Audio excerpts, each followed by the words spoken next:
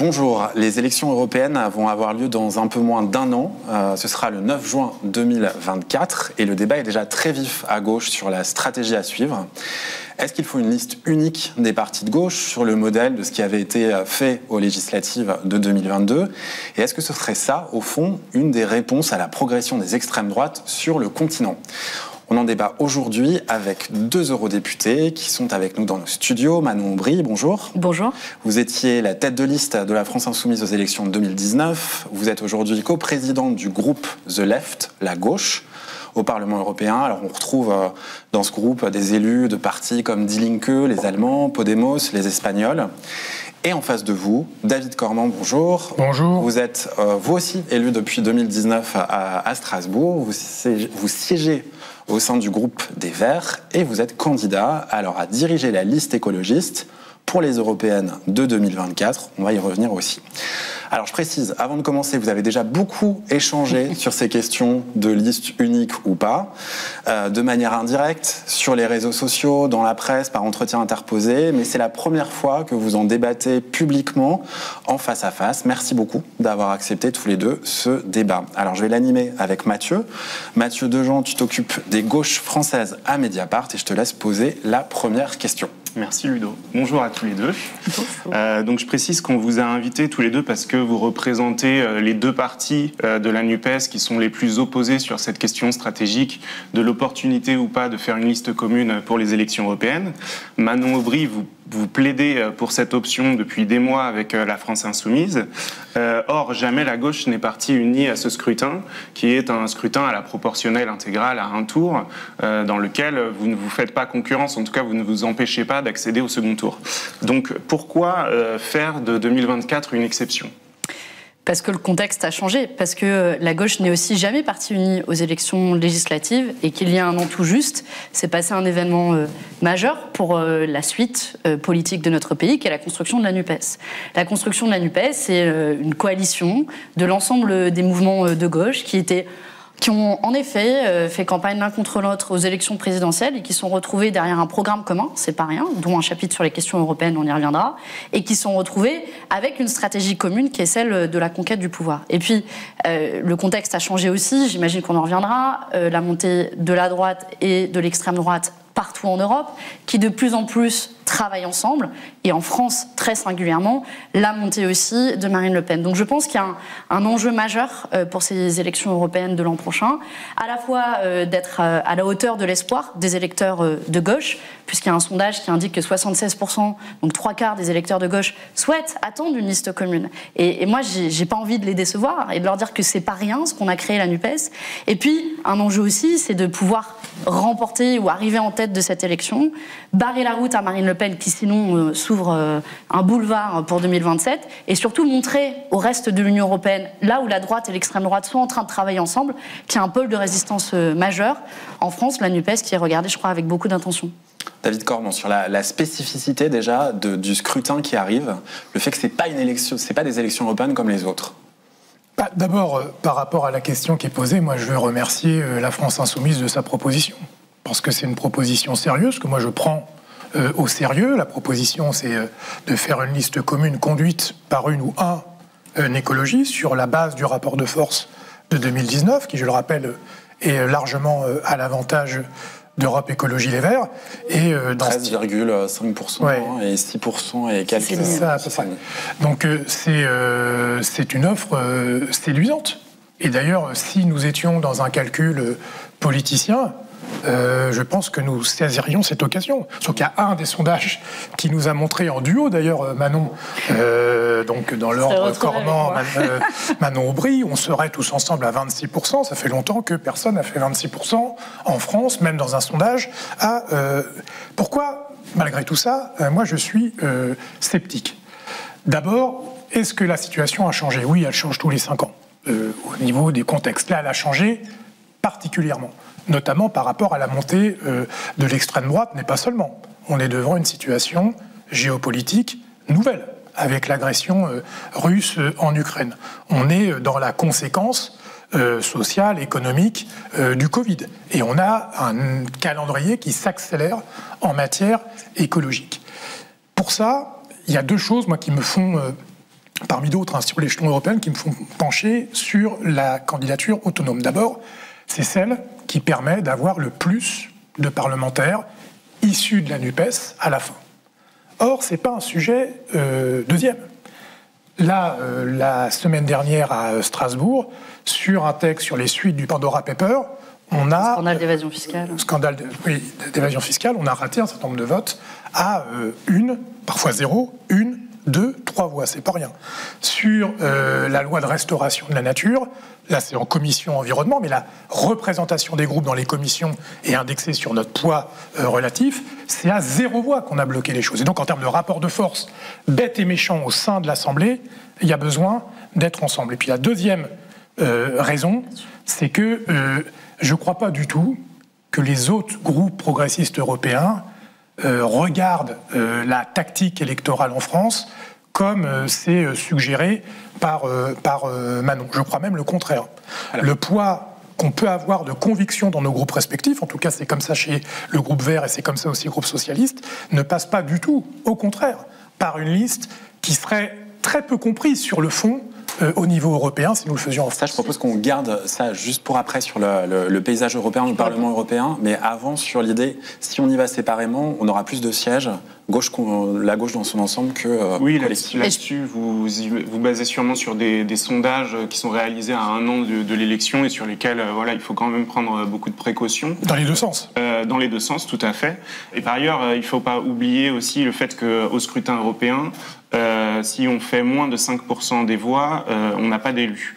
Donc, en tout cas, si vous voulez répondre là-dessus, Manon. Oui, si je peux répondre là-dessus, même si la question de ce qui se passe à l'échelon européen est hyper important, et j'ai pas de problème à en discuter, je pense que c'est important qu'on l'ait ensuite.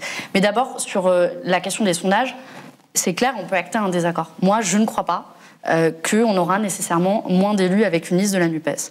En effet, les sondages à 1 an des élections sont toujours incertains, mais surtout, ces sondages, ils ne tiennent pas compte d'une dynamique éventuelle. Imaginez si on dit aux électeurs de gauche que pour cette élection, vous avez une liste commune qui peut arriver en tête et qui porte un espoir. Enfin, moi j'ai envie de faire de la politique aussi avec de l'enthousiasme. Il y a plein de gens qui nous ont dit l'an dernier, quand la NUPES a été créée, enfin, merci, ne lâchez rien sur les marchés. Ils nous disent encore, il va falloir continuer à renforcer et maintenir cette union parce que et je pense qu'il ne faut pas être naïf. Et avec tout le respect qu'on a l'un pour l'autre, David et moi, on s'entend bien, etc. Une campagne pour les élections européennes, si on est séparés, ça va être 6 mois, on va essayer de se départager un électorat commun. Et moi, je ne suis pas prête à ça. Et on l'a fait l'expérience pendant la campagne présidentielle, où au bout d'un moment, Yannick Jadot et Anne Hidalgo disaient presque qu'on était des agents de Poutine. Et j'ai pas envie qu'on revienne en arrière là-dessus, sur ce type de caricature qui n'aide pas à construire la gauche dans la suite. Et la deuxième chose, c'est à l'inverse. Ça ne tient pas compte des dynamiques positives, mais à l'inverse, imaginez des listes séparées. Le niveau de désespoir, de désespérance qu'on peut créer dans l'électorat de gauche, et à cela s'ajoute en effet le seuil à 5%, et on ne va pas se mentir, je ne pense pas que les 4 composantes de la NUPES, on pourrait ajouter Génération en 5e, arriveront à passer le seuil des 5%. Ça veut dire que toutes les composantes de la NUPES ne seront pas nécessairement représentées. Et moi, je pense qu'il faut qu'elles soient représentées. Et quoi qu'il arrive, oui, il y aura quelques listes du PRG, de Cazeneuve ou de je ne sais quoi, mais elles existeront quoi qu'il arrive. Donc, je pense que voilà, on peut acter qu'on n'est pas d'accord là-dessus. Et maintenant, essayer de se concentrer sur le fond. Parce que moi, j'ai un peu du mal à ce qu'on entre par la question, est-ce qu'on va avoir plus d'élus ou pas ? Pour moi, là, d'abord, la première question qu'on doit se poser, c'est est-ce qu'on pense qu'il y a des convergences programmatiques ? Et ce que je ne comprends pas, c'est qu'à ce stade, Europe Écologie Les Verts disent non, quoi qu'il arrive, et qu'on ne se pose pas la question, y compris pour justifier d'éventuelles listes séparées. C'est un élément majeur du débat, et c'est comme ça aussi que l'ont pris les organisations de jeunesse de la NUPES, les jeunes écolos, les jeunes socialistes, les jeunes insoumis, qui proposent une méthode qui est celle de dire discutons du programme, voyons les convergences et les divergences, essayons de traiter les éventuelles divergences, et sur cette base, tirons-en la conclusion de est-ce que liste commune ou pas, mais on aurait tort à 1 an d'élection de se priver au moins du débat. D'abord, moi je pense que ce dont nous débattons, et c'est pour ça que j'étais rétif à participer à cet échange, est avant tout une question tactique. Donc on a un désaccord là-dessus. Je veux bien qu'on puisse avoir une autre approche. Moi, je fais de la politique pour les idées. Oui, mais il y a de la tactique en politique. Mais là, je crois que c'est avant tout une question tactique. On pourra le développer, y compris par rapport à la NUPES, et je pense y compris par rapport à la formation principale qu'a créé la NUPES de LFI. Mais je vais revenir quand même sur l'histoire du nombre d'électrices d'électeurs. Pourquoi les 4 composantes de la NUPES risquent de ne pas toutes faire 5%? C'est avant tout un problème du groupe que tu présides. Parce que si le PC a 5% et la liste LFI aussi, dans l'hypothèse où nous ne sommes pas ensemble, ils siégeraient dans le même groupe européen à la fin. Si nous étions dans une hypothèse où le Parti communiste et la LFI faisaient une liste commune, ce qui serait logique, puisque ça sera dans le même groupe et la même famille européenne à la fin, il n'y aurait plus ce risque. Mais législative, il y a aussi des groupes différents à la suite des législatives. Et tout le monde comprend qu'il y a des électeurs. Je réponds à l'aspect très précis. Il y a un groupe socialiste, écolo, communiste. Je répondais à l'argument très précis, très factuel de dire qu'il y aurait un risque que toutes les listes fassent pas 5%. C'est vrai. Dans l'hypothèse que j'évoque, si chaque famille politique européenne avait une liste en cohérence en France, je ne crois pas que ce risque... Je dis la même chose au Parti communiste. Je ne crois pas que ce risque... Oui, mais il n'est pas là, donc... Oui, mais c'est pour ça que je suis cohérente, parce que je m'adresse à toutes les forces politiques de la NUPES. Ensuite, sur les sondages ou quoi, toute chose étant égale par ailleurs, c'est qu'on ne peut pas à la fois se revendiquer des sondages pour dire nous serions à 26% si nous étions ensemble, et ne pas les prendre en compte pour dire que si on prend l'hypothèse séparée, ça fait non seulement un plus gros pourcentage, et je pense qu'en termes d'espoir pour la suite, mais on en parlera peut-être après, ça me paraît plus porteur, mais aussi plus d'élus. Et j'ajoute un sujet, c'est que dans tous les sondages qui ont été faits, n'ont pas été évalués l'hypothèse. Moi, je ne crois pas qu'il y ait une liste du Parti socialiste hollandais pour faire vite dans tous les cas de figure. Je ne crois pas du tout. Le PRG indique qu'ils en auraient quoi qu'il arrive. Je pense en revanche qu'elle est assurée s'il y avait une liste NUPES. Donc là, déjà, il y aurait une autre liste qui n'est pas sondée dans aucun des sondages qui a été fait. Et ensuite, il y aura aussi une liste écologiste fédéraliste, bien sûr.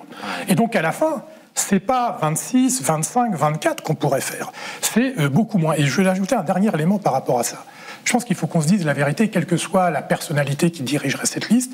Une liste NUPES, ça sera perçu, à tort, à raison, mais pas forcément à tort, comme une liste qui portera quand même l'idéologie de Jean-Luc Mélenchon sur les européennes. Je crois qu'il ne faut pas se mentir là-dessus. Et pour une raison très légitime, le slogan de la NUPES, c'était Jean-Luc Mélenchon, Premier ministre. On ne peut pas faire comme si cet élément politique puissant n'existait pas. Or, la ligne politique de Jean-Luc Mélenchon aux européennes, à chaque fois qu'elle a été représentée, c'est-à-dire on en est à 3 fois, 2009, 2014, 2019, n'a jamais dépassé 7,5%. Peut-être la prochaine fois, ça sera mieux. Mais moi, je m'interroge sur l'opportunité, y compris en termes de dynamique électorale. Je parle des européennes. Je parle des européennes. C'est logique que tu répondes comme ça, parce que je ne crois pas que les européennes soient la reconduction des élections présidentielles. D'ailleurs, elles l'ont rarement été, jamais été dans l'histoire. Et donc je crois que s'enferrer dans un récit présidentiel 2022 pour les européennes 2024, c'est non seulement, à mon avis, une erreur quand on est pro-européen et fédéraliste comme je le suis, mais même d'un point de vue franco-français, je ne pense pas que ça soit générateur d'énergie. Alors, juste sur le nombre de listes, factuellement en 2019... On fait une réponse là-dessus sur les différents points que vous avez développés, et ensuite on bascule sur le fond, et je pense que c'est le plus important. Parce que c'est un peu ce sur quoi on s'était entendu, y compris, malgré vos réticences, sur le projet d'entretien. Et en l'occurrence, David était réticent au projet d'entretien, mais c'est dommage à la fin, en effet, qu'on parle que de tactique et qu'on commence en effet par le contenu. Mais en 2019, en l'occurrence, il y avait 33 listes candidates aux élections européennes. Il y avait le parti animaliste, il y avait le parti pirate, il y avait des listes gilets jaunes. Et ces listes, moi, je pense qu'elles existeront quoi qu'il arrive, parce que en fait, c'est beaucoup plus facile de constituer une liste pour les élections européennes. Et enfin, quelle ligne politique va porter une potentielle liste NUPES? En fait, c'est la question intéressante que tu poses. Et je propose que cette question, et ça fait la transition vers la suite, ce soit la question qui nous permette de trancher s'il y a une convergence ou non.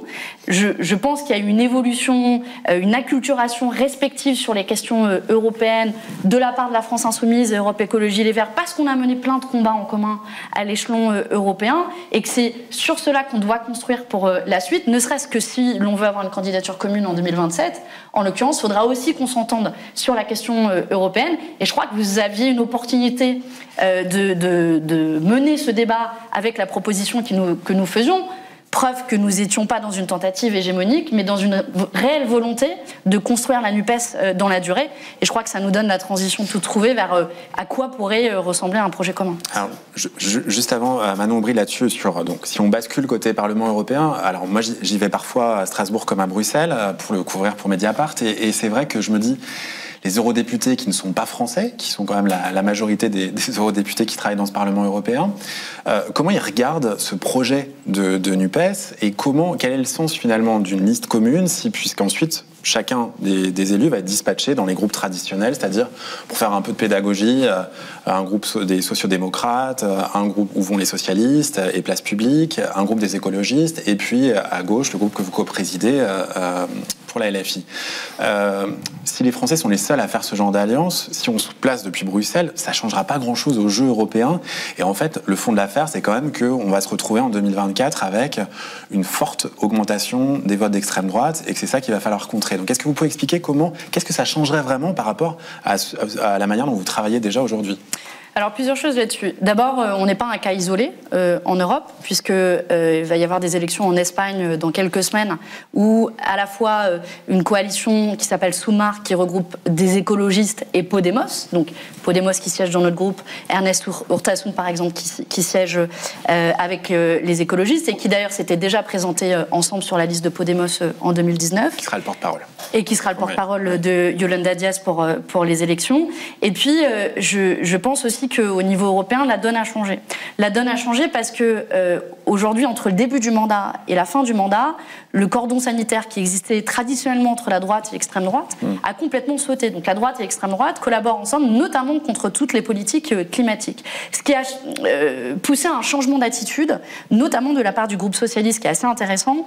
Iratxe Garcia Pérez, qui est une Espagnole présidente du groupe socialiste, qui d'ordinaire, c'était la tradition au Parlement européen, diriger le Parlement européen avec les libéraux et la droite. Elle, sans doute, s'est-elle aperçue que diriger avec la droite, ça devenait problématique, et désormais se tourne aussi sur sa gauche pour, y compris, penser les coalitions et comment on pèse sur le jeu européen. Et quand on a un bloc de gauche, on n'est pas d'accord sur tout, mais quand on a un bloc de gauche qui pèse par exemple sur la loi sur la restauration de la nature ou autre, on a un bloc qui ensuite fait pression sur Renaissance pour qu'ils choisissent leur camp, et très traditionnellement Renaissance est partagée au niveau européen. Mais ça c'est déjà le cas du coup. Comment ça va changer dans votre idée? Je vais vous donner un exemple précis, notamment depuis que la NUPES a été créée et parce que le contexte a changé au Parlement européen, on se parle entre les différentes délégations. Et qu'est-ce que ça change concrètement? Ça veut dire que on va discuter dans nos groupes respectifs, utilité qu'on soit dans 3 groupes différents, pour mener la bataille sur des sujets qui nous réunissent, qui ne sont pas forcément consensuels dans nos groupes respectifs. Parfois, j'ai plus de points communs avec les écologistes français que les écologistes français n'en ont avec les écologistes allemands, ou que moi j'en ai avec le PCP, qui est le Parti communiste portugais. Et un exemple concret, c'est sur la taxe carbone. L'extension de la taxe carbone aux particuliers, et notamment aux individus, au transport et au logement, qui va se solder par une augmentation du coût du logement, du coût du transport et notamment de l'essence. Parce qu'on est français, qu'on a eu l'expérience aussi des Gilets jaunes, les délégations françaises, écologistes, socialistes et insoumises n'ont pas voté cette taxe. Alors que le reste des écologistes, le reste des socialistes l'ont voté. Mais de manière très isolée à gauche, pour le coup. Mais oui, mais je pense que en étant présent dans ces 3 groupes différents, parce qu'on est aussi le deuxième contingent européen, c'est-à-dire 79 députés qu'on envoie au Parlement européen, en fait, ça peut peser sur un certain nombre de grandes questions. Et moi, j'assume de dire que, indépendamment de ce qui se passera en 2024, oui, on continuera à se coordonner. Parce que, en fait, on se bat pas au Parlement européen pour avoir des places. Et je sais qu'en plus, c'est pas du tout le cas des écologistes français de absolument faire partie de la coalition d'Ursula von der Leyen, etc. La présidente de la Commission européenne. La question, c'est comment on crée un bloc de gauche qui pèse dans un contexte où il y a un bloc de droite et d'extrême droite. Ces 2 blocs sont à peu près de la même taille, et on ne va pas se cacher, ce qui va à la fin faire la différence, c'est le bloc des libéraux au milieu. Et tout ce que tu viens de dire est parfaitement vrai, mais n'a aucun rapport avec la stratégie qu'il faut avoir en France. D'ailleurs, la preuve. Je répondais à la question qu'est-ce que ça changera au Parlement européen. La question, c'est qu'est-ce que ça change? La preuve. Tout ce que tu décris, c'est des choses qu'on fait déjà, alors que nous n'étions pas sur une liste ensemble la dernière fois. Donc en fait, ça change rien. Et par ailleurs, je pense que ça s'est mis en place progressivement quand même. Non, oui, mais ça n'avait rien à voir avec la stratégie de départ, puisqu'on n'était pas sur une liste commune en 2019. Donc c'est ok, mais c'est un constat du réel. La question, moi, qui m'intéresse, c'est en quoi ça crée une avancée, une dynamique. Et moi, je vois dans mon groupe, alors peut-être que parce que les autres verts européens sont méchants et qu'ils ont tort, ce choix stratégique en France ne nous renforcerait pas dans notre capacité de conviction de notre groupe. Et je pense que ce sera pareil au Parti socialiste et au groupe socialiste. Or, et tu l'as démontré très bien, notre capacité à peser est indexée sur le poids respectif que nous avons dans nos groupes respectifs. Et là encore, le nombre de députés qu'on obtient à la fin... On revient de la tactique, finalement. Mais non, c'est du rapport de force électorale de base. C'est du rapport... La réalité, c'est qu'une liste commune, ça fait plus de députés européens LR, ça, on avait acté un désaccord là-dessus. Oui, mais d'accord. C'est un vrai désaccord stratégique. Oui, mais si on dit c'est un désaccord, mais c'est quand même un élément. Si on veut peser dans ce Parlement, il faut être plus nombreux. Et c'est la même chose du côté de l'extrême droite.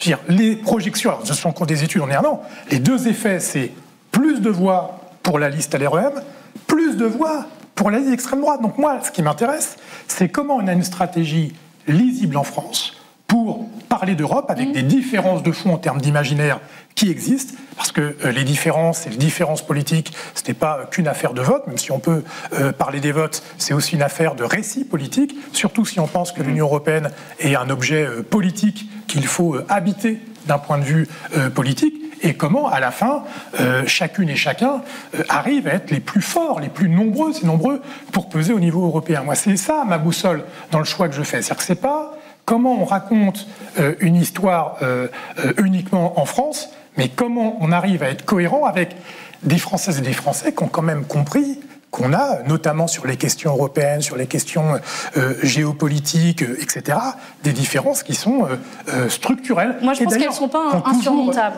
Moi, je pense qu'elles ne sont pas insurmontables. Mais pour finir sur la question tactique et sur le signal que ça va envoyer, on se projette le soir du 9 juin 2024, donc de cette élection qui a un tour des élections européennes. Vous imaginez le signal envoyé par la France, il faut se mettre, on regarde TF1, France 2, France 3 ou Mediapart si vous faites une émission en direct, les bâtons qui s'affichent. Vous avez les deux bâtons, Rassemblement National et macronistes, qui sont loin devant, et puis tous les petits bâtons de la gauche. Alors je vois déjà les articles de Mediapart, la gauche la plus belle du monde, ou je sais pas quoi, la gauche divisée, Pardon, etc. mais ça, c'est un récit autoréalisateur. C'est un récit, c'est un élément de langage autoréalisateur. Mais je suis pas d'accord avec ça. Tu penses sérieusement que Europe Écologie Les Verts... Il y a une autre façon de raconter cette histoire. Tu penses sérieusement qu'Europe Écologie Les Verts va faire plus de 20% aux élections européennes seules ? D'abord, c'est les gens qui vont décider de ça. Bien sûr, mais tu ne cesses de te reposer sur les sondages. Surtout, je ne suis pas d'accord et je réagis à ça parce que cet élément de langage autoréalisateur, je trouve, n'est pas responsable. Non, mais David... non, je réponds à ce que tu viens de dire. C'est un débat. Oui. C'est un débat. On a le droit de débattre. Mais je pense que tu me laisses répondre à ça. Mais j'ai pas fini mon développement. Non, mais si, tu as expliqué l'histoire des bâtons. Donc j'aimerais pouvoir réagir à cet élément-là. Sauf à penser qu'Europe Écologie Les Verts va faire 25% et peut tout seul défier les macronistes. Moi, je pense qu'il faut qu'on le fasse ensemble. Depuis un an, j'entends la France Insoumise, toi et d'autres, utiliser ce même élément de langage, et quand on est plusieurs à le dire, ça devient un élément de langage, sur, imaginez-vous, le 9 juin, les petits bâtons ou quoi. Pardon, mais il y avait une autre façon de raconter cette histoire, et c'est nous ce que nous ferons. C'est de dire additionner ces bâtons. Mais les médias, excusez-moi, mais les médias s'éloigner du débat sur les sondages parce que le périmètre politique de la France Insoumise et de la NUPES, c'est pas justement que la France Insoumise ou qu'un truc qui ressemble à la France Insoumise. C'est la diversité, y compris, qui pourra nous faire gagner. Mais même aux législatives, quand on avait la NUPES ensemble, les médias nous mettaient même pas ensemble. Donc là, c'est une certitude que aucun de nous peut atteindre les 25%. Et que moi, j'ai envie de donner de l'espoir aux gens qui nous regardent en se disant on peut y arriver. C'est compliqué si tu n'écoutes pas. Moi, je ne sais pas si on fera plus. Je sais que l'addition de nos listes respectives feront plus qu'une liste artificiellement unie. C'est ça mon désaccord fondamental. Mais pourquoi tu les additionnes si tu penses que c'est artificiel? Non, j'additionne parce que le périmètre politique de la NUPES, ce sont les forces qui la composent. C'est ça la différence. Mais pour vous aider, je propose qu'on reparte du fond, parce qu'en l'occurrence, c'est ça qui est intéressant. C'est ce qu'on allait proposer. On sort d'une projection sur 2024 et tout, parce que là, je pense qu'on a les gens qui nous suivent ont à peu près compris des positions là-dessus. Vous avez parlé tout à l'heure de quelques divergences qui ne seraient pas forcément insurmontables. Je propose qu'on revienne par là sur le débat, puisqu'il y a quand même des accords récurrents qui sont pointés. Alors vous allez nous dire ce qui vous paraît surmontable ou pas surmontable du tout, sur Europe de la défense, OTAN, mais je pensais aussi à un dossier qui vous est cher sur les ressources propres, la question d'un budget par exemple de l'Europe. Est-ce qu'on peut, donc à la fois des questions institutionnelles pour donner plus de compétences à l'Europe face à des crises, etc. Il me semble que là-dessus on est quand même sur un point difficile, et aussi sur les questions internationales. C'est quoi les marges de manœuvre? Comment on fait? Parce que là, en gros, la méthode que vous proposez, elle se confronte très rapidement à ce genre de sujet en quelques semaines. Moi, je propose qu'on... Ça paraît un peu... Je propose, mais peut-être que les journalistes de Mediapart peuvent nous aider à faciliter ces discussions, qu'en effet, on parte de chacun de ces points, y compris des points supposés ou réellement divergents entre nous. Je dis supposés, il y en a, ils sont très faciles à évacuer. La question des ressources propres, nos votes parlent pour nous-mêmes. On a soutenu absolument toutes les nouvelles ressources propres au niveau européen. J'ai travaillé à Oxfam avant d'être élue au Parlement européen. J'ai milité pendant des années sur la taxe sur les transactions financières. On est pour une taxe sur les ressources plastiques, pour aussi une taxe qui permette de reprendre à la source les entreprises qui font de l'évasion fiscale. Donc ce sujet, pour moi, il est facile. David siège en commission budget, on a souvent déposé des amendements ensemble, donc pour moi, il n'est pas problématique. La question internationale, je pense qu'il faut la traiter sérieusement et on peut les prendre dans l'ordre. Sur la question de l'Europe de la défense, la proposition de la Commission européenne est une coopération militaire européenne arrimée à l'OTAN. Oui, c'est vrai, les Verts soutiennent ce projet en tant que tel. Nous sommes, disons, hostiles à la coopération avec l'OTAN qui en fait nuit à la souveraineté de l'Union européenne, mais nous ne sommes pas hostiles à des coopérations militaires européennes, à la fois pour assurer une défense mutuelle, mais à la fois en termes industriels, construction d'armes, etc. Et c'est d'ailleurs intéressant parce qu'il y a eu la loi de programmation militaire à l'Assemblée nationale il y a quelques semaines en France, et nos trois groupes ont déposé des amendements communs qui défendent justement cette alternative qui est des coopérations militaires européennes, mais qui transforment l'Europe de la défense, qui est, je pense, pas à prendre ou à laisser en tant que telle, mais ça fait partie des sujets dont on peut discuter, ce d'autant plus que historiquement, les Verts ne sont pas les plus grands fervents de l'OTAN, donc je pense qu'on pourrait réussir à se retrouver dans ce chemin-là. Alors, là-dessus, sur la question juste Europe de la défense, ça vous paraît jouable d'enclencher une discussion sur ces terrains et s'entendre, ou pour vous, là, les débats qu'il y a eu depuis le début de l'offensive de la Russie en Ukraine rendent tout ça impossible? D'abord, ces discussions, elles ont lieu au Parlement européen, quand il y a des discussions entre les différents groupes. Encore une fois, la discussion, c'est pas de savoir si on peut se mettre d'accord ou pas sur des trucs, c'est l'opportunité ou pas de faire une liste commune, NUPES, qui s'appellerait NUPES en France. C'est ça le débat. Après, sur cette question-là, oui, il y a des différences fondamentales, parce que la position des Verts par rapport à la défense, c'est pas que la défense, c'est d'avoir une Europe qui a un poids géopolitique. Et je pense que depuis l'agression russe en Ukraine, c'est encore plus vrai. C'est-à-dire qu'il n'y a pas de perspective de poids géopolitique et souverain des peuples européens en dehors de l'Union européenne. Et c'est la différence fondamentale d'imaginaire que nous avons avec les positions historiques de la France insoumise, qui restent celles d'ailleurs qui sont rappelées par Jean-Luc Mélenchon, qui n'est pas une petite voix qui porte, quand on est la France insoumise, c'était notre candidat pour être Premier ministre. Donc on ne peut pas le mettre de côté et dire tout ce qu'il dit n'a pas d'importance, ça on a. Et donc ça, c'est une différence fondamentale. Et donc nous ne sommes pas dans une réduction de la construction de la diplomatie et de la défense européenne à une simple coopération interétatique, parce que nous ne sommes pas pour une Europe des nations. Nous sommes pour une Europe fédérale. Et nous pensons qu'il est temps de déléguer à l'Union européenne, et d'ailleurs il faut être cohérent, y compris si on veut se débarrasser de l'OTAN. Et d'ailleurs, l'agression russe... On est d'accord. Non, on n'est pas d'accord. On n'est pas d'accord maintenant sur... Non, mais je vais répondre. C'est qu'on souhaite... Non, mais on souhaite, nous, qu'il y ait vraiment un poids diplomatique purement européen, et que ce ne soit pas une coopération uniquement des États. Alors ça, c'est une perspective, évidemment, à moyen et long terme, mais dans le monde géopolitique qui est en train de s'organiser, si on veut avoir du poids critique par rapport à la Chine, et là aussi, on veut être clair, y compris dans les menaces qu'exprime la Chine par rapport à Taïwan. Si sur toute cette espèce de nouvelle marche du monde qui est en train de s'organiser, c'est pas une simple coopération pour construire des drones qui va permettre à nos pays et à l'Union européenne de peser. Et donc ça, en termes de perspective politique, d'imaginaire politique, ça ne se traite pas sur un coin de table en faisant un accord électoral ou un accord programmatique pour les 5 ans qui viennent. L'Union européenne, et je l'ai dit tout à l'heure, c'est, je pense, quelque chose qui, malgré tout, nous sépare. C'est pas, comment dire, un mal nécessaire ou un truc avec lequel il faut faire. c'est pour les Verts et pour Europe Écologie Les Verts la perspective de l'exercice plein et entier d'une réelle souveraineté des peuples européens. Il n'y aura plus de souveraineté pleine et entière des peuples européens si on ne s'appuie uniquement sur les États-nations. Ce n'est plus ça le monde dans lequel on vit. Et si ce n'est pas au moment d'une campagne européenne où on porte ces imaginaires, quand est-ce qu'on le fera ? On ne le fera jamais. Et donc, moi, je ne vais pas me présenter aux élections européennes en France avec un truc franco-français qui s'appelle NUPES, comme aux élections législatives de 2022, pour parler d'un récit européen pour l'avenir des peuples européens. Alors, c'est juste pas la même chose. Je peux répondre parce que c'est un débat qui est super intéressant sur le fond. Juste poser une question en termes de vision du monde sur ce que vient de dire sur le récit par rapport à ce que vient de dire David Cormand. C'est vrai que la France Insoumise et Europe Écologie Les Verts, vous avez toujours eu des positions assez différentes historiquement sur l'Europe et votre conception de l'Union européenne. Et ce que disait David Cormand sur effectivement la ligne qu'avait impulsée Jean-Luc Mélenchon là-dessus, c'était quand même d'être très critique vis-à-vis de la concurrence libre et non faussée en Europe, et ce qui l'a amené en 2017 à avoir cette idée d'un plan A, plan B, qui laissait la porte ouverte dans le cas du plan B à une sortie de l'Europe. Depuis, vous vous êtes éloigné de ça. Enfin, dans le programme L'Avenir en commun de 2022, il n'y avait plus cette formulation, mais celle d'une désobéissance au traité européen en cas d'impossibilité d'appliquer le programme de la France Insoumise au niveau national. Est-ce que là-dessus, vous pensez qu'aujourd'hui, vous vous êtes rapproché sur l'idée qu'effectivement, il faudrait à un moment, s'il n'y a pas d'autre solution, désobéir au traité européen ?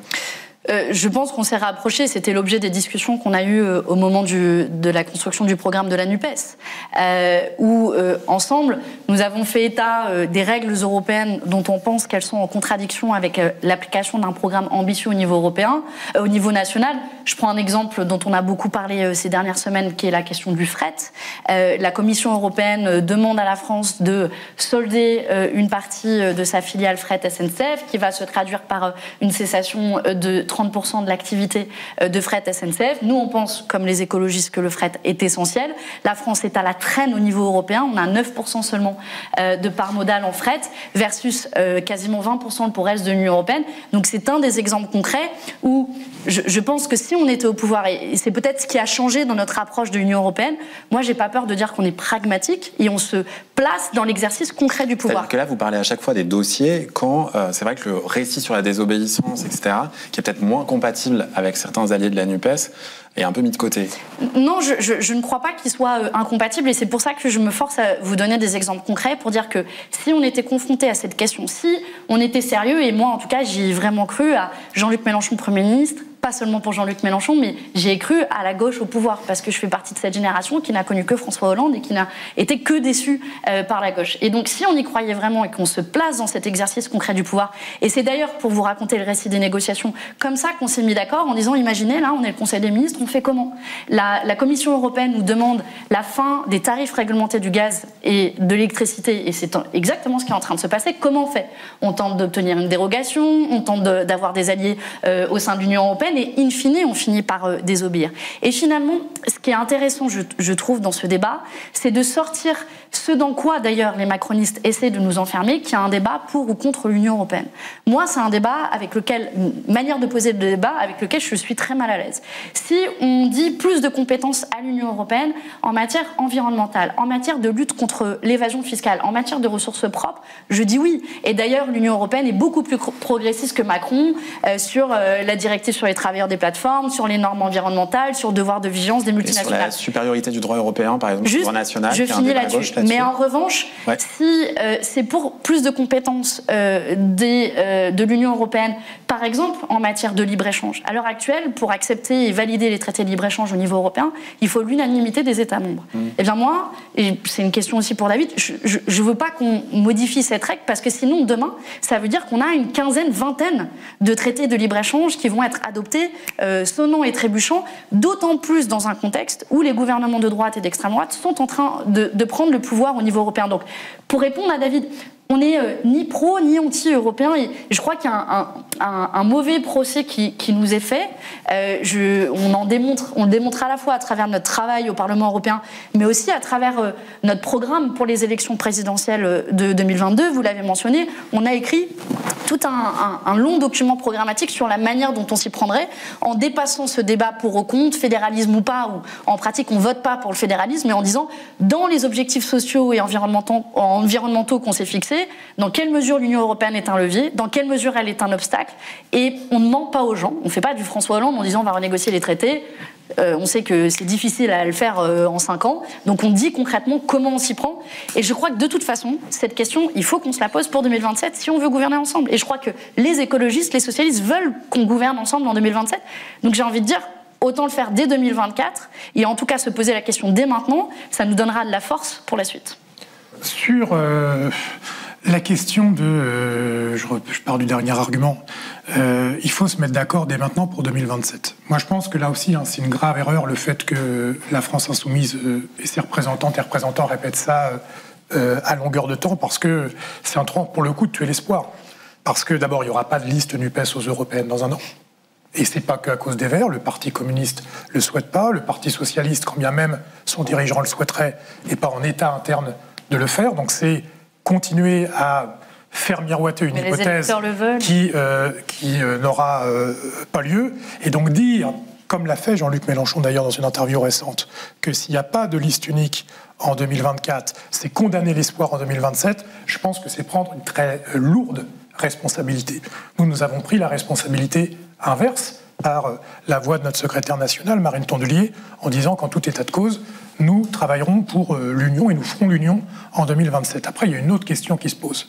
C'est l'Union en 2027, est-ce que ça s'appelle la NUPES ? Et moi, je ne crois pas que ce soit souhaitable. Parce que le périmètre politique qu'a su construire la NUPES, et c'est une avancée par rapport à ce que ça aurait pu être si ça n'avait été pas le cas, décisive en 2022, qui n'a pas permis de gagner. Et donc moi je crois qu'y compris après le mouvement social qu'on a connu depuis quasiment 6 mois sur les retraites, où je regarde aussi les études qui montrent que nos images respectives au sein de la NUPES, alors que c'était le combat social par excellence, la défense des retraites, est plutôt mauvaise, ou en tout cas n'est pas aussi bonne qu'on aurait pu l'attendre, je crois que plutôt que de vouloir dire quoi qu'il arrive, il faut faire NUPES aux européennes, sinon tout va s'effondrer, met en danger la possibilité de l'Union pour la suite. Sur la question de la désobéissance, je vais vous dire, moi j'en ai ras-le-bol qu'on utilise le terme de désobéissance, que ce soit comme un totem ou comme un tabou. Depuis que l'Union européenne existe, il y a toujours eu des pays, notamment la France, qui refusent de suivre des règles européennes. Et d'ailleurs, pour le plus grand mal, le plus souvent. Aujourd'hui, la France est l'une des championnes d'Europe de la désobéissance sur les règles environnementales.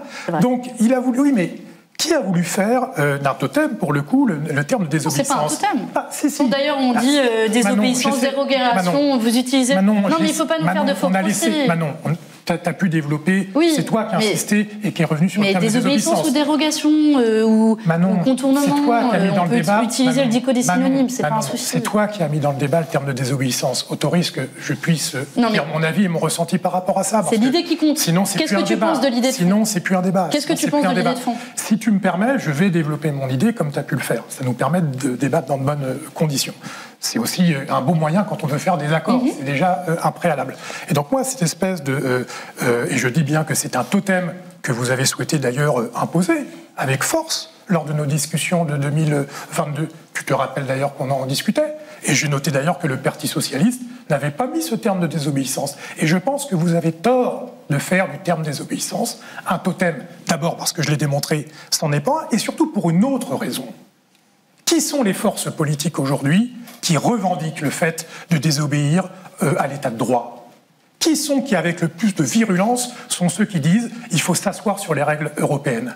C'est l'extrême droite. Qui, en France, a fait la une du JDD il y a quelques semaines en disant que leur revendication principale pour la campagne des européennes, c'est de ne plus suivre les préconisations de la Cour de justice européenne. C'est M. Ciotti et ses amis. Et donc moi, j'alerte l'ensemble de la gauche et des progressistes qui voudraient faire d'une identité politique le fait de dire il faut dire désobéissance, désobéissance, désobéissance. Ce qu'il faut, c'est construire des rapports de force les plus puissants possibles. Partout, on peut les construire. À l'échelle des États, c'est pour ça qu'il faut faire un accord en 2027. À l'échelle du Parlement européen, c'est pour ça qu'il faut que nous défendions chacune et chacun nos forces au moment de l'élection européenne. À chaque moment où on doit être aux premières loges pour mener ces luttes, il faut les faire. Ne pas confondre les calendriers, et y compris à vouloir imposer des récits qui, à l'arrivée, ne seront pas porteurs pour les idées que nous défendons. D'abord, sur l'accord de la NUPES imposé avec force, je crois que personne n'a forcé qui que ce soit à signer l'accord de la NUPES. Et même si c'est pas le récit dominant, moi j'en tire plutôt un bilan positif, même si ça mérite d'être approfondi, renforcé, avec 150 députés. Et un programme, c'est pas rien quand même d'avoir un programme commun de la gauche, sinon si on faisait campagne sans programme, ça n'aurait pas eu de sens. Et j'ai pas le sentiment d'avoir tordu le bras à qui que ce soit, sinon libre était évidemment qu'il n'y ait pas de signature si les gens ne s'y retrouvaient pas. Je finis moi aussi, David. Je finis moi aussi, David. Non, je finis moi aussi, David. Non, mais c'est pas tordre le bras des gens. Non, j'essaie de convaincre. J'essaie de convaincre, et c'est d'ailleurs ce que je fais aujourd'hui. Les gens qui regardent cette vidéo et cet échange pourront nous dire s'ils sont convaincus ou pas. Moi, j'essaie juste de convaincre avec la force des arguments. Et sur la désobéissance, c'est pour ça que moi, j'en fais absolument pas un totem. C'est d'ailleurs pour ça que j'ai aucun problème à ce qu'on parle de dérogation, de rapport de force, etc. Et c'est pour ça que je me bats pour qu'on prenne des exemples concrets et pour répondre concrètement sur la liquidation de fret SNCF, sur la fin des tarifs réglementés du gaz et de l'électricité. Comment on s'y prendrait concrètement ? Et donc, on peut rediscuter de comment on raconte le récit, mais en pratique, ce qu'on ferait. Qu'est-ce qu'on ferait ? On le ferait pas. C'est très simple. Et donc, ça s'appelle pas de la désobéissance de pas faire. Ça n'a rien à voir avec le sujet de notre discussion aujourd'hui, de faire ou pas une liste commune aux Européens. C'est juste un autre. Parce que tu nous dis que la désobéissance, c'est ça qui est un élément divergent entre nous. Non, tu viens de faire la démonstration que on est d'accord. Bah voilà. Tout ce que je dis. Et donc concrètement sur la manière, si je peux terminer, sur la manière dont on s'y prendrait concrètement, c'est pour ça que je prends des exemples sur le fret, sur les tarifs réglementés, etc. Ça, c'est de la politique nationale, Manon. Mais non, c'est de la vision européenne, puisque tu nous parlais de vision européenne et que la question m'était posée sur la vision européenne. Et c'est vrai que c'est pas la question principale posée pour les élections européennes. Tu as raison pour laquelle nous proposons d'avoir un débat sur un programme d'action. Mais vous n'avez pas tort de dire qu'à cette occasion, on parle de notre vision de l'Union européenne. Et c'est d'ailleurs ce que vous saisissez, la différence dans les visions de l'Union européenne, pour expliquer nos divergences. Et c'est pour ça que j'essaie d'y répondre en disant, en fait, sur la manière dont on s'y prendrait concrètement, même si on a évidemment une histoire différente. Moi, je suis issue de la France du non de 2005, mais d'autres sont issus de la France du oui. Mais je pense que sur la manière dont on s'y prendrait concrètement, en réalité, on aurait des convergences. Et pour finir sur la question de la désobéissance, c'est aussi pour ça qu'on pose un concept aussi qui va avec de non-régression. Pareil, on peut appeler ça différemment. Mais l'idée est de dire, c'est pas désobéir pour désobéir, mais c'est d'éviter qu'il y ait un retour en arrière dans les droits sociaux et écologiques. Et c'est ce qui nous différencie de l'extrême droite, de Orban & Co. Et je crois que personne ne peut nous accuser d'avoir des points de convergence avec eux. J'aimerais vous poser une question avant qu'on termine ce débat. Dernière question. Voilà. Sur la NUPES, puisque c'est un thème qui est arrivé quand même dans le débat, et vous avez dit que...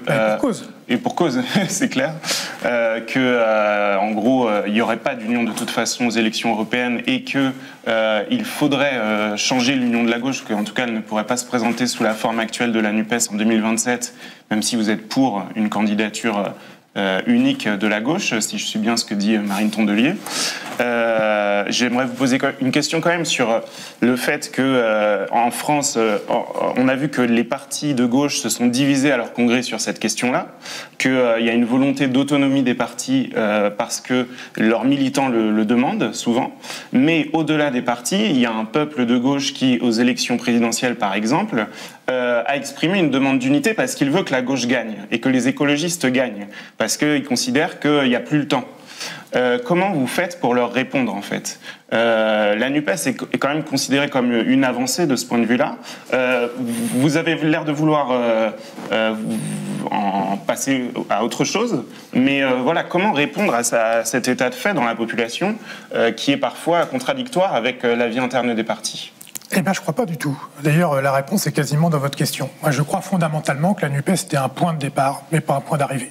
Je pense que c'était une réponse politique dans une circonstance spécifique, qui étaient les élections législatives qu'ont suivi l'élection présidentielle, mais qui, et d'ailleurs je l'ai défendu, donc il fallait le faire, mais dans une stratégie défensive. Et je crois que si nous conservons à toute force ce récit politique tel qu'il était aux législatives de 2022, nous ne répondons pas à l'exigence du peuple de gauche et écologiste dont vous parlez, d'avoir une chance de gagner en 2027. J'ajouterais même que, puisque nous posons le fait qu'il y aura l'union en 2027, pour toutes les raisons que vous avez données.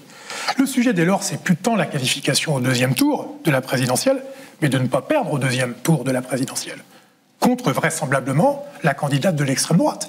Et si on se dit ça, On n'est plus dans cette stratégie du socle de résistance qui était la NUPES et qui a été construite sous cet auspice.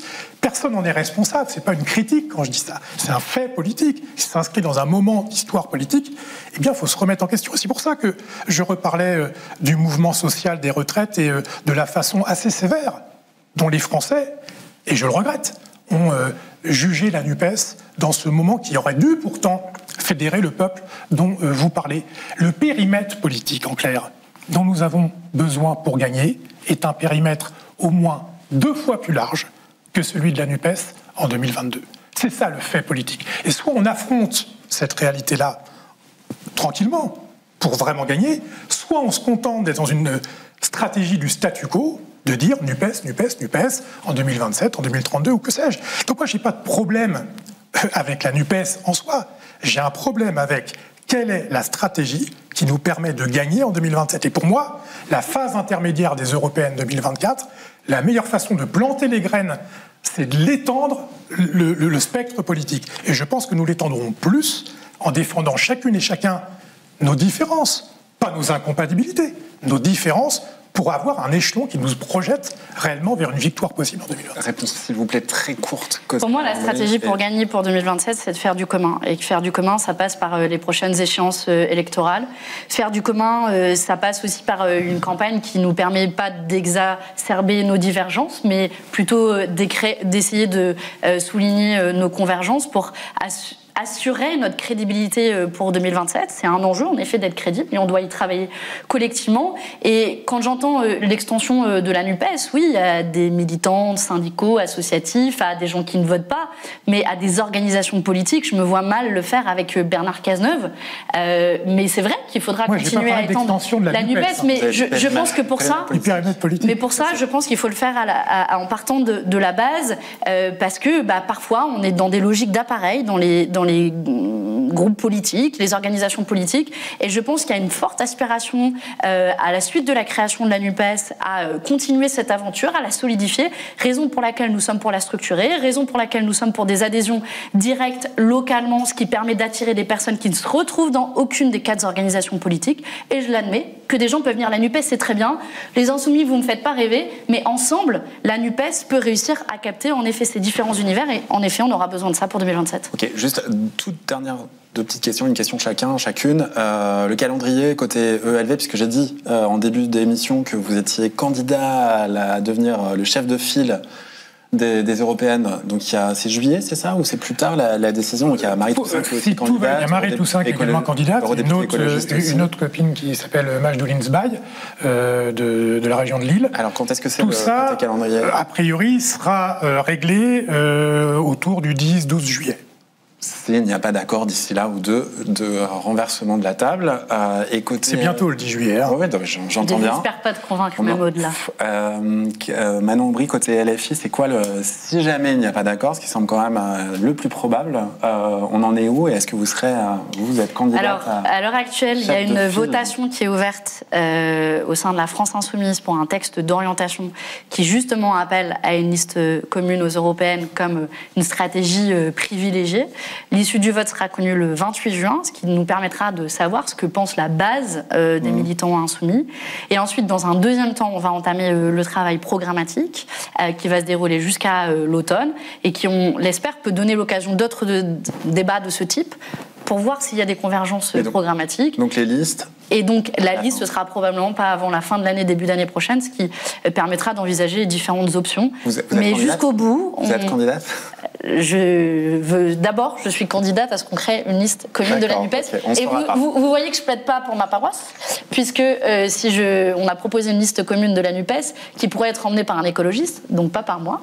Ce qui prouve que parfois on peut mettre un peu ses égos de côté pour le bien commun. Mais en tout cas, je mènerai les travaux de la France Insoumise pour élaborer le programme et pour faire en sorte que la NUPES aille quand même le plus loin possible, quel que soit le scénario. Ok, merci beaucoup. Merci Mathieu. Merci à vous. Et suite des débats à l'automne. On vous réinvite pour les débats programmatiques. Merci beaucoup.